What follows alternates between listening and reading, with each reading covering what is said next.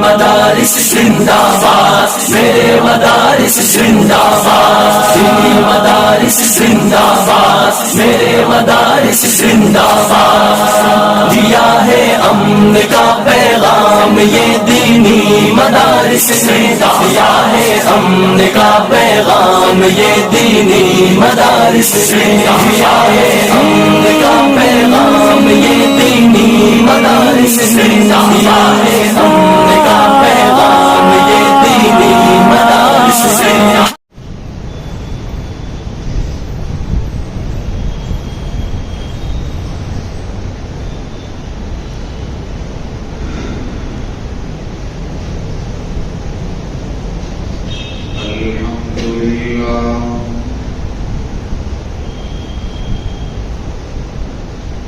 الحمد لله وكفى وسلام على عباده الذين اصطفى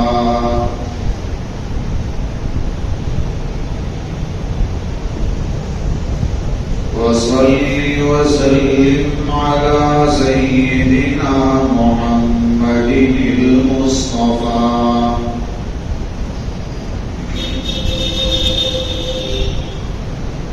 وعلى آله وأصحابه نجوم الهدى وقادة التقى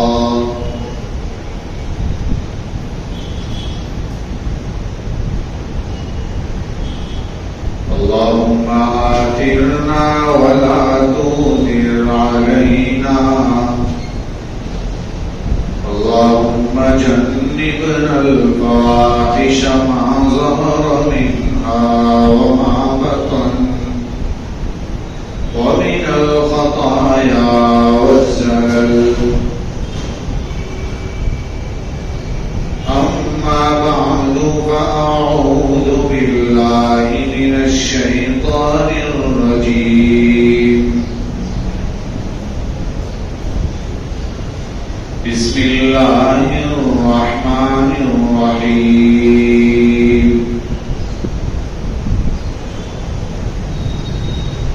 إن عدة الشهور عند الله 12 شهرا في كتاب الله،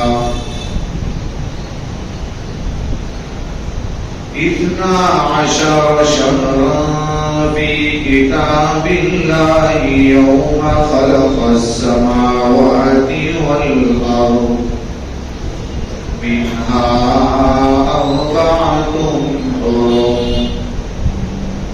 صدق الله العظيم.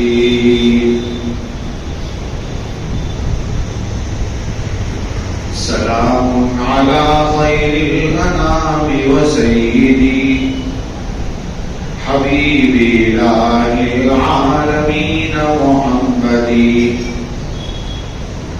بشير نذير هاشمي مكرم، عطوف رؤوف من يسمى بمحمدي.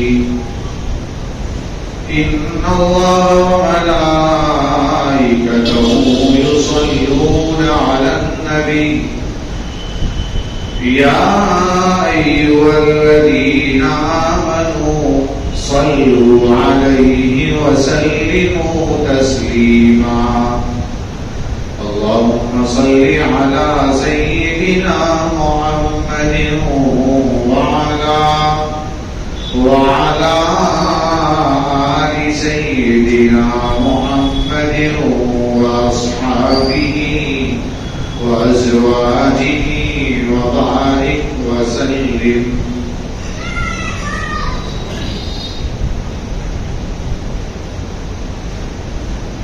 بزرگوں اور بھائیوں،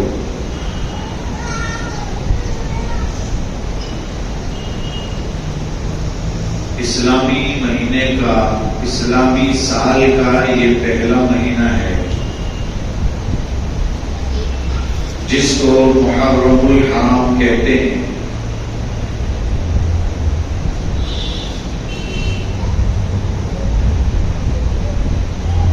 اسلامی تاریخ جاننا، معلوم کرنا، یاد رکھنا یہ فرض کفایہ ہے۔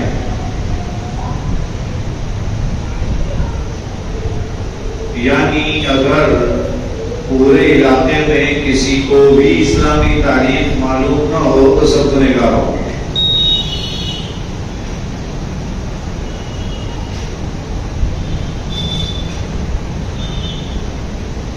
پہلا مہینہ محرم الحرام سے شروع ہو کر ذی الحجہ پر اسلامی سال مکمل ہوتا ہے۔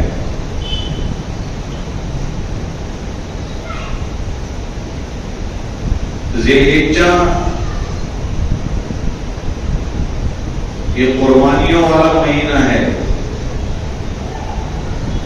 10 ذی الحجہ کو حضرت ابراہیم اور حضرت اسماعیل علیہ السلام کی قربانی یاد کی جاتی ہے، جس کی تفصیلات پہلے والے بیان میں کی تھی۔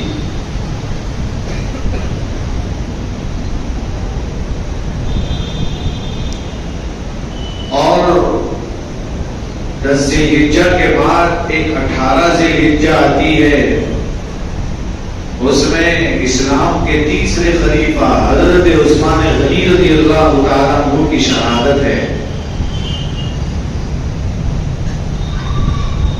اور یہ بہت مشہور صحابی ہیں اور نبی کریم صلی اللہ علیہ وسلم کے داماد ہیں۔ سرکار کی 2 بیٹیاں ان کے نکاح میں رہی ہے، اسی لیے ان کو ذی النورین کہا جاتا ہے، 2 نور والے حضرت عثمان غنی رضی اللہ عنہ۔ اسلام کے لیے ان کی بہت قربانیاں ہیں۔ سب سے پہلے مدینہ المنورہ جب صحابہ کرام پہنچے تو سب سے پہلے میٹھے پانی کے لیے جو ضرورت پڑی اور کنواں خرید کر دینے والے سب سے پہلے حضرت عثمان غنی ہیں۔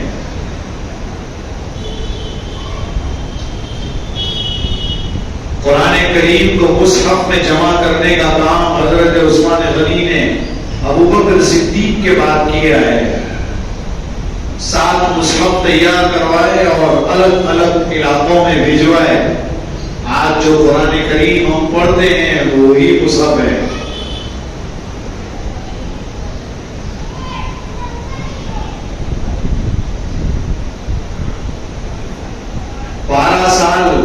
خلافت رہی ہے حضرت عثمان غنی رضی اللہ عنہ کی۔ 6 سال بڑے اچھے گزرے ہیں اور بعد کے 6 سال میں بڑے خطرناک حالات آئے ہیں۔ یہاں تک کہ شہادت اس طریقے سے ہوئی ہے کہ مدینہ المنورہ میں ان کے گھر پر بلوائیوں نے حضرت عثمان غنی کا گلا کاٹ دیا۔ قرآن کریم کی تلاوت کر رہے تھے، جمعہ کا دن تھا، روزے سے تھے۔ نائلہ ان کی بیوی ان کے قریب میں بیٹھی ہوئی تھی۔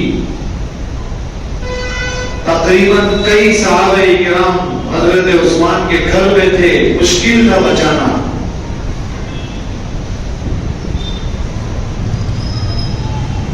رات میں خواب دیکھ چکے تھے کہ آپ صلی اللہ علیہ وسلم خواب میں آئے اور کہا کب آ رہے ہو؟ افطار ہمارے ساتھ کرنا ہے۔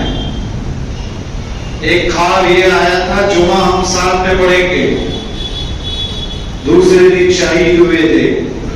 قرآن کریم پر ان کے خون کا قطرہ ایک آیت کریمہ ہے پہلے پارے کے آخری صفحے پر، فَسَيَكْفِيكَهُمُ اللَّهُ، وہاں پر یہ قطرہ گرا تھا۔ آج بھی وہ قرآن کریم سمرقند میں موجود ہے۔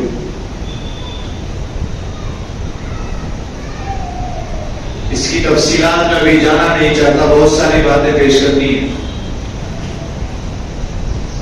18 ذی الحجہ کے بعد 26 ذی الحجہ آتی ہے۔ یہ 26 یا 27 ذی الحجہ کو اسلام کے دوسرے خلیفہ حضرت عمر فاروق رضی اللہ تعالیٰ عنہ کی شہادت ہے۔ یہ عمر بن خطاب رضی اللہ عنہ ان کے فضائل کیا شمار کرائیں آپ کے سامنے، وقت بہت ناکافی ہوگا۔ نبی کریم صلی اللہ علیہ وسلم نے فرمایا اگر میرے باپ کوئی نبی ہوتا تو حضرت عمر ہوتے۔ یہ عمر بن خطاب سرکار کے خسر ہیں، حضرت حفصہ یہ حضرت عمر کی بیٹی ہیں، نبی کریم صلی اللہ علیہ وسلم کے نکاح میں رہی ہے۔ یہ عمر بن خطاب وہ ہیں جو بچپن میں خطاب کی بکریاں چلایا کرتے تھے اپنے والد کی۔ اگر وہ اسلام نہ لاتے تو کون جانتا کہ عمر کون ہے؟ نبی کریم صلی اللہ علیہ وسلم کی راتوں کی گڑگڑاہٹ، ایک رات آپ نے دعا کی کہ اللہ اسلام کو تقویت کی ضرورت ہے، اے اللہ تو یا تو عمر بن خطاب کے دل میں ہدایت کا نور ڈال دے یا پھر عمر بن ہشام یعنی ابو جہل کے دل میں ڈال دے۔ اللہ نے عمر کے حصے میں لکھا تھا ایمان لے آئے، اور آپ جانتے ہیں کہ عمر کے آنے کے بعد اسلام کو کتنی مدد پہنچی۔ مکہ المکرمہ میں چھپ کر نماز پڑھنے والے صحابہ کرام جب عمر ایمان لائے تو سرکار سے کہا چھپ کر کیوں پڑھے نماز، مکے کے حرم میں جا کر نماز پڑھیں گے، اور جا کر کہا کہ یہی نماز پڑھوں گا، عمر ایمان لا چکا ہے، اگر کسی میں دم ہو تو روک کے دکھائے۔ یہ حضرت عمر رضی اللہ عنہ۔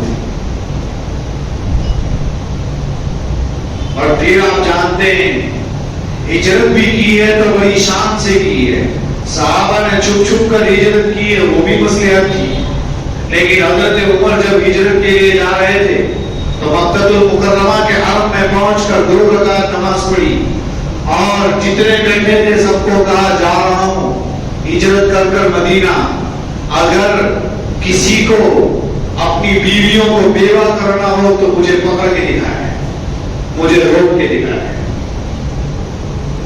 اور بہت کچھ کہا، کسی کو اپنے بچوں کو یتیم کرنا ہو تو عمر کو روک کے دکھائے۔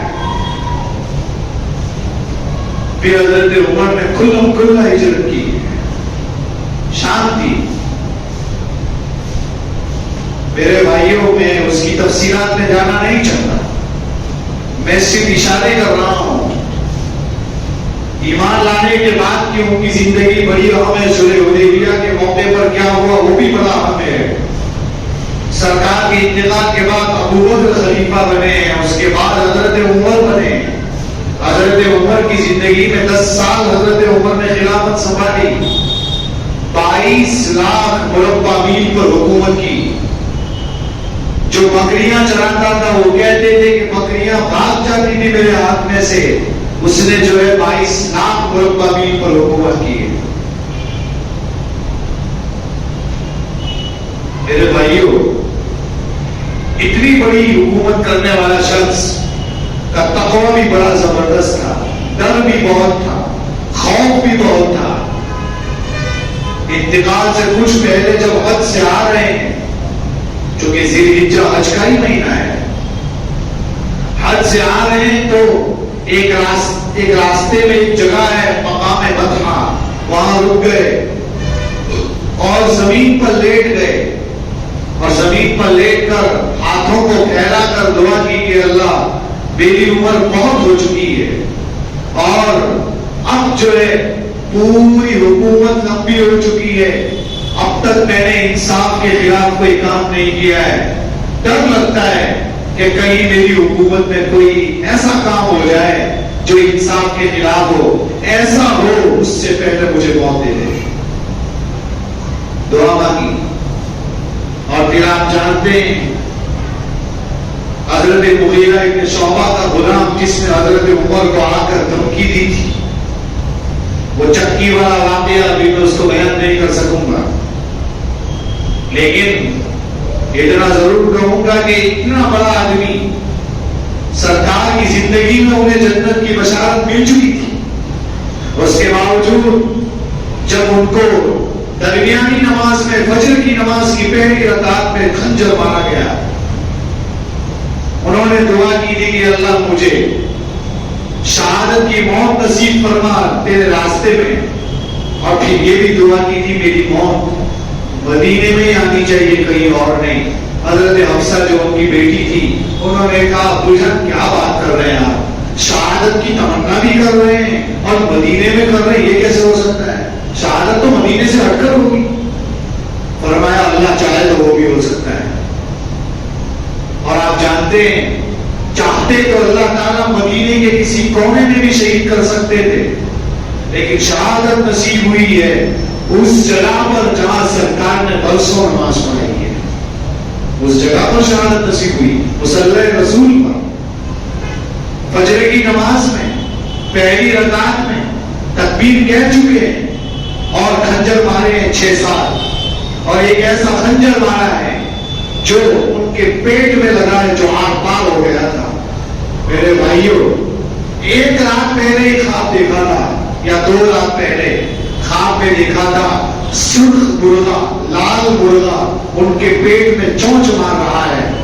صبح میں یہ خواب بیان کیا اور تو تعبیر بیان کی. تعبیر بیان کرنے والوں نے کہ اس کی تعبیر یہ ہے, غالباً حضرت اسماء بنت عمیس نے یہ تعبیر بیان کی, ابو بکر صدیق کی بیوی ہے وہ, انہوں نے یہ تعبیر بیان کی کہ عمر کی شہادت ایک عجمی آدمی کرے گا. یہ تعبیر ہے اس خواب کی, انہیں عمر کو شہید کر دینا.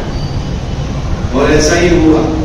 ایک مجوسی پارسی نے خنجر مارے اور طبیب کو بلایا گیا تو کہا کہ کیا پسند ہے, کون سا ڈرنک چاہتے ہو؟ کہا نبیذ تمر پینا چاہتا ہوں. وہ زمانے کا اچھا ڈرنک, اچھا مشروب سمجھا جاتا تھا. کھجور کا عرق نکال کر ایک ڈرنک بنایا جاتا تھا. کہا وہ پینا چاہتا ہوں. کہا اچھی بات ہے. پلایا گیا تو پیتے ہی باہر نکل گیا. اتنا زبردست زخم تھا. دودھ لایا گیا, دودھ بھی پی کے باہر نکل گیا. طبیب نے کہا 1 یا 2 دن کے مہمان ہیں, جو وصیت کرنا ہو کر دو. نبی حضرت عمر فاروق رضی اللہ تعالیٰ عنہ نے اس طبیب کو کہا سچ کہا تو نے, اگر تو اس کے خلاف کہتا تو میں کہتا تو جھوٹ بول رہا ہے. تو نے سچ کہا, ایسا ہی ہے, وقت آ چکا ہے. حضرت عبداللہ ابن عمر رضی اللہ عنہما کی گود میں حضرت عمر کا سر ہے. بار بار کہہ رہے ہیں مجھے زمین پر رکھ دو, اور جب زمین پر جیسے ویسے کر کے رکھا گیا تو اپنے کام کو زمین پر رکھ کر عمر کہہ رہے ہیں کہ آج اگر عمر کی مغفرت نہیں ہوئی تو میری ماں ہلاک ہو جائے. غور کریے کتنا خوف ہے. پوچھ لیں, جا کر پوچھو کس نے مجھے مارا ہے. عبداللہ ابن عباس کہتے ہیں کیا پوچھوں؟ کہا پوچھو, یہ جتنا مجمع ہے نمازوں میں بیٹھا ہوا 13 صفیں لگی ہوئی ہے, پوچھو تم میں سے کسی نے تو نہیں مارا. مجھے ڈر ہے کہ کہیں ایسا تو نہیں کہ میں نے مسلمانوں میں سے کسی کے ساتھ ظلم کیا ہو تو آج اس کا یہ بدلہ مل رہا ہے.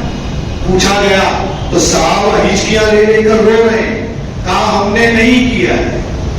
تو حضرت عمر سے آ کر بتایا تو فرمایا اللہ کا شکر ہے کہ اللہ نے میری شہادت کسی مسلمان کے ہاتھ میں نہیں رکھی. حضرت عائشہ کے پاس جا کر پوچھوایا گیا. عبداللہ ابن عمر گئے ہیں اور عبداللہ ابن عمر رضی اللہ عنہما سے کہا جاؤ پوچھو امی جان سے کہ کیا مجھے ابو بکر اور اللہ کے رسول کے بغل میں دفن ہونے کی اجازت ملے گی. جا کر پوچھا تو امی عائشہ رو رہی تھی, چونکہ یہ واقعہ ان کے کانوں میں بھی پہنچ گیا تھا, رو رہی تھی. فرمایا ابا جان یہ پوچھ رہے, سلام عرض کر رہے ہیں. کہا کہ ویسے تو یہ جگہ میں نے اپنے لیے رکھی تھی, اس لیے کہ ادھر میرے شوہر بھی ہیں اللہ کے رسول, ادھر میرے ابو بھی ہیں ابو بکر صدیق, میں نے اپنے لیے رکھی تھی. لیکن عمر مجھ سے افضل ہیں, ان کے لیے جگہ ہے. عائشہ کہیں اور جگہ جا کر دفن ہو جائے گی.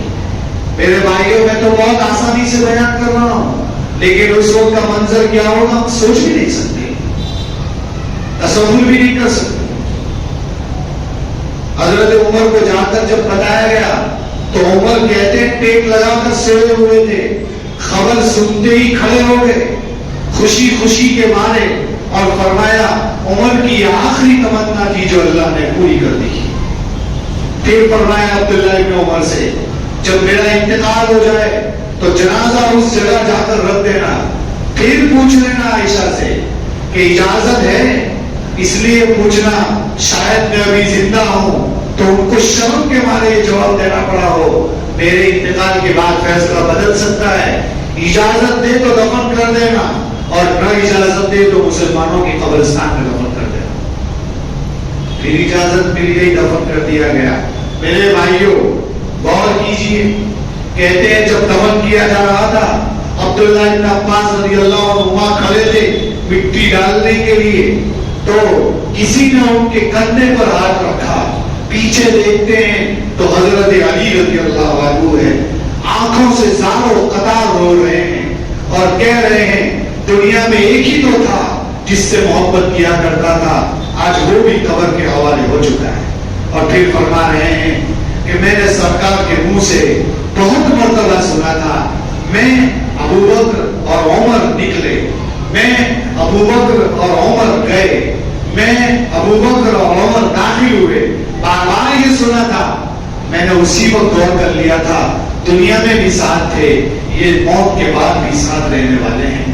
آج یہ خبر دیکھ کر مجھے اور زیادہ یقین ہو گیا کہ زندگی میں تو ساتھ رہے لیکن تدفین بھی اسی جگہ ہو رہی حضرت عمر کی۔ میرے بھائیوں یہ محرم کی پہلی تاریخ کو تدفین ہوئی، شہید 26 یا 27 ذی الحجہ کو ہے، 3 یا 4 دن کے بعد تدفین ہوئی ہے۔ یہاں اور بھی بہت واقعات ہیں، میں اسے عزم کر رہا ہوں۔ محرم بہت مبارک مہینہ ہے، نبی کریم صلی اللہ علیہ وسلم نے فرمایا رمضان کے بعد سب سے بڑا مہینہ محرم کا ہے، جس کو شہر اللہ کہا جاتا ہے، یعنی اللہ کا مہینہ، بڑا محترم مہینہ ہے۔ یہاں پر رک کر 2 باتیں آپ کی خدمت میں پیش کروں گا۔ ایک بات تو یہ ہے کہ 10ویں محرم کو عاشورہ کہا جاتا ہے۔ عاشورہ کے معنی لوگ یہ بتاتے ہیں 10ویں کا مطلب یہ ہوتا ہے کہ اس دن میں 10 واقعات پیش آئے تھے، جبکہ یہ بات سراسر غلط ہے۔ ہاں، اس دن کو پہلے ہی سے بڑا سمجھا جاتا ہے، اسلام سے بھی پہلے، جبکہ آپ جانتے ہیں یہ وہ دن ہے جو بخاری شریف کی حدیث میں ہے کہ اس دن میں حضرت موسیٰ علیہ السلام کو فرعون اور اس کے لشکر سے نجات ملی تھی، اس لیے اس دن کو بہت بڑا سمجھا گیا۔ اس دن کو یہودی بہت بڑا سمجھتے تھے، بہت بڑا دن سمجھا جا رہا تھا۔ جب بہت بڑا دن سمجھا جا رہا تھا تو اس دن یہودی روزہ رکھتے تھے۔ یہ ہے 10ویں محرم عاشورہ کا دن۔ اس دن میں حضرت نوح علیہ السلام کی کشتی جودی پہاڑ پر پہنچی۔ اس دن میں حضرت عیسیٰ علیہ السلام کی پیدائش، اس دن میں حضرت آدم علیہ السلام کی پیدائش، یہ بالکل پکی بات ہے، یہ صحیح حدیثوں سے ثابت ہے۔ لیکن اس کے علاوہ جو دوسرے 4-5 واقعات من گڑت بیان کیے جاتے ہیں جس کی کوئی حقیقت نہیں، ذرا کام کھول کر سننے کی کوشش کریں۔ اس دن کے ساتھ لوگ حضرت حسین رضی اللہ تعالیٰ عنہ کی شہادت کو جوڑتے ہیں اور یہ کہتے ہیں کہ یہ دن اس لیے بڑا ہے کہ حضرت حسین شہید ہوئے تھے، یہ بالکل غلط ہے، اس لیے بڑا نہیں ہے۔ حضرت حسین تو سرکار کے انتقال کے بھی 50 سال بعد شہید ہوئے ہیں، جبکہ یہ دن تو سرکار سے بھی پہلے حضرت موسیٰ علیہ السلام کا لشکر جب بچ گیا اور فرعون کا لشکر ڈوب گیا تو اس کی خوشی میں پہلے ہی سے محترم ہے۔ جب یہ پہلے سے ہی محترم ہے تو ہم تو یہ کہیں گے کہ حضرت حسین جیسی پاکیزہ ہستی کو یہ بہت بڑا فخر ملا کہ اس دن میں وہ شہید ہوئے ہیں۔ تو شہادت کی وجہ سے یہ دن محترم نہیں، بلکہ شہادت کو 4 چاند لگ گئے اس دن میں ہونے کی وجہ سے۔ ذرا سمجھنے کی کوشش کریں۔ نبی کریم صلی اللہ علیہ وسلم نے فرمایا عاشورہ کا روزہ رکھنا ہے۔ آپ رمضان کے روزے جب فرض نہیں ہوئے تھے تب یہ عاشورہ کا روزہ فرض تھا، اس کو رکھا جاتا، سرکار رکھتے تھے۔ ہجرت کے بعد جب اسلام آیا تو رمضان فرض ہوا تو پھر عاشورہ کا روزہ سنت اور مستحب کہلایا، فرض سے ختم ہو گیا، فرضیت ختم ہو گئی۔ مدینہ المنورہ آئے تو یہودی بھی وہاں بستے تھے مدینے میں، کہا کہ وہ لوگ روزے رکھتے ہیں، کیوں رکھتے ہیں بھائی؟ کہا اس لیے کہ اس دن کو حضرت موسیٰ علیہ السلام اور ان کے لشکر کو فرعون سے نجات ملی تھی، فرعون کے لشکر سے نجات ملی تھی، اس کے احترام میں وہ لوگ روزہ رکھتے ہیں۔ تو آپ صلی اللہ علیہ وسلم نے فرمایا ہم موسیٰ علیہ السلام کے زیادہ حقدار ہیں، اس لیے ہم بھی روزہ رکھیں گے اس دن۔ پھر آپ نے صحابہ کو بھی تاکید فرمائی کہ 10ویں محرم کو روزہ رکھنا ہے، دھیان سے سمجھے۔ تو 10ویں محرم کا روزہ رکھنا یہ سرکار نے بتایا رکھنا ہے، بلکہ فضیلت بتائی کہ جو شخص اس دن میں روزہ رکھے گا اس کے پچھلے 1 سال کے گناہ معاف ہو جائیں گے۔ پھر وہی بات جو ہمیشہ یہاں کہا کرتا ہوں کہ گناہ معاف ہونے کا مطلب چھوٹے گناہ معاف ہوتے ہیں، بڑے گناہ بغیر توبہ کے معاف نہیں ہوتے ہیں۔ صحابہ میں سے کسی نے کہا کہ اللہ کے رسول یہود و نصارہ رکھتے ہیں، ہم بھی رکھتے ہیں، تو یہ تو ان کی نقل ہوئی، مشابہت ہوئی۔ تو آپ نے فرمایا اگر اللہ نے مجھے آئندہ سال زندہ رکھا یا آگے والا سال محرم کا آئے گا تو میں 10 کے ساتھ 9 کا ملا لوں گا، یا 10 کے ساتھ 11 کا ملا لوں گا، یعنی 2 روزے رکھوں گا تاکہ ان کی نقل نہ ہو جائے۔ اسلام الگ مذہب ہے، آفاقی مذہب ہے، کسی کی نقل کرنے کو نہیں کہتا ہے، اس لیے کہ اسلام عالمی مذہب ہے اور اسلام آنے کے بعد سب مذہب ختم ہے۔ لہذا آپ نے فرمایا آگے زندہ رہا تو میں جو ہے 10 کے ساتھ 9 کا ملاؤں گا یا 11 کا ملاؤں گا۔ کہتے ہیں جو ہے سرکار کے لیے آئندہ محرم نصیب ہی نہیں ہوا، اس سے پہلے آپ کا انتقال ہو گیا، صرف آپ کی تمنا رہ گئی۔ علماء نے لکھا ہے 10 کا تو رکھنا ہی رکھنا ہے، 9 کا رکھنا اس لیے ہے کہ آپ نے تمنا ظاہر کی تھی، اس لیے یہود کی مشابہت نہ ہو جائے، اس لیے 9 اور 10 کا روزہ رکھنا ہے، اور اگر 9 کا چھوٹ جائے تو 10 کے ساتھ 11 کا رکھنا ہے۔ یاد دیجیے گا 2 باتیں رہ گئی ہیں، وہ پوری کر دو، وقت ختم ہونے کے قریب ہے۔ یہاں پر 3 کیٹیگریاں ہیں۔ علامہ انور شاہ کشمیری رحمۃ اللہ علیہ نے بتایا روزہ رکھنے کے 3 درجے ہیں۔ پہلا درجہ 9، 10 اور 11 تینوں دن روزے رکھنا، دوسرا 9، 10 یا 10، 11 رکھنا، یہ دوسرا درجہ ہے، اور تیسرا درجہ صرف 10 کا رکھنا۔ 3 کیٹیگریاں ہوئی۔ سب سے افضل یہ ہے 9، 10 اور 11 تینوں رکھیں، یہ سب سے افضل ہے۔ نمبر 2 9، 10 یا 10، 11 رکھنا یہ دوسرا درجہ ہے، اس سے کم ہے۔ تیسرا درجہ طاقت نہیں ہے 2 روزہ رکھنے کی، ایک ہی رکھ لیں، اگرچہ فقہا نے اس کو مکروہ لکھا ہے، مکروہ تنزیہی ہے، مکروہ تحریمی نہیں، حرام نہیں ہے۔ پھر وہاں وہی بات یہودی اب رہے کہاں کہ ان کی مشابہت ہوگی، تو ایک رکھ لو تو رکھ لینے کا، بہت اس کے چرچے نہیں کرنے کے، اگر طاقت نہ ہو تو کوئی مسئلہ نہیں۔ لیکن فقہا نے مکروہ لکھا ہے اس لیے کہ یہودی ہو کہ نہ ہو سرکار کی تمنا تھی، اس پر عمل کرنا ہے۔ آپ اگر اتنی بات سمجھ گئے ہیں تو پھر آگے چلتے ہیں۔ اس دن میں ایک حدیث آتی ہے کہ اس دن میں اہل و عیال پر وسعت کرنا ہے۔ جو شخص عاشورہ کے دن اہل و عیال پر کشادہ دلی کے ساتھ خرچ کرے گا، فرمایا اللہ تعالی اس کے لیے پورے سال روزی میں برکت ہے۔ یہ کہا ہے حدیث ہے، کئی صحابہ سے کئی طرق سے مروی ہے، اس لیے اس حدیث کا انکار تو نہیں کر سکتے۔ سفیان ثوری کہتے ہیں 50 سال کا میرا تجربہ ہے کہ میں نے عاشورہ کے دن وسعت کی تو اللہ نے پورے سال برکت دی۔ یہ تو ہمارے سامنے ہے۔ اب دوسری چیز یہاں ٹکرا رہی ہے، ایک طرف آپ روزہ رکھنے کو کہہ رہے ہیں، دوسری طرف آپ وسعت کرنے کو کہہ رہے ہیں، تو کرے تو کیا کرے؟ کب کچھ نہیں، یہ غلط لوگوں نے بنا رکھا ہے کہ اس دن صبح سے شام تک کھچڑا کھاتے رہتے ہیں, حلیم کھاتے رہتے ہیں. یہ میرے بھائیوں ذرا سمجھنے کی ضرورت ہے. اس دن کے ساتھ کھچڑی کی کوئی اثر نہیں, اس دن کے ساتھ حلیم کی کوئی اثر نہیں, اس دن کے ساتھ شربت کی کوئی اثر نہیں. یہ سبیلے لگوانا جو حضرت حسین کی یاد میں لوگ مناتے ہیں, جبکہ حضرت حسین تو 3 دن تک پانی کے پیاسے رہے اور یہاں پانی کا سیلاب آتا ہے, اس کی کوئی حقیقت نہیں. حضرت حسین کی شہادت پر ماتم کرنا اس کی تو کوئی حیثیت ہے ہی نہیں. اگر ماتم کرنے کی اصل ہوتی تو ان سے بڑے ان کے والد ہیں. حضرت علی کی شہادت فجر کی نماز میں جاتے ہوئے راستے میں کوفہ میں ہوئی ہے, ان کی شہادت پر رمضان میں ہوئی ہے. کوئی ماتم نہیں کرتا ان کے نام پر. اگر اٹھتے نہیں تو ان سے بڑے صحابی حضرت عثمان کی شہادت ابھی بتائی ہے, اس پر کیوں ماتم ہے؟